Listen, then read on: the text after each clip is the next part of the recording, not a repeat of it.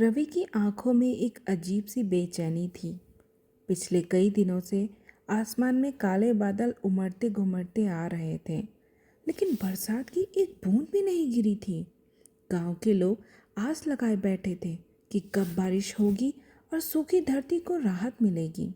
रवि का मन भी बेचैन था। बचपन से ही उसे बरसात से बेहद लगाव था। उसे याद था जब पहली बारिश में वह खेतों में नाचता था।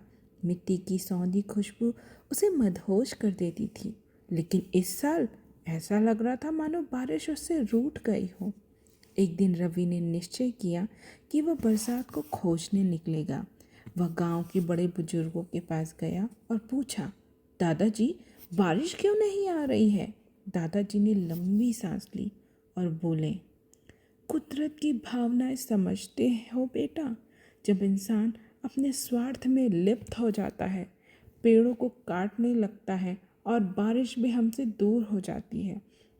रवि की उनकी बात गहराई तक छू गई। उसने गांव के बच्चों को इकट्ठा किया और सभी से मिलकर पेड़ लगाने का निर्णय लिया। धीरे धीरे गांव के लोग भी इस पहल में जुड़ने लगे और कुछ ही दिनों में गांव के चारों ओर हरियाली बढ़ने लगी।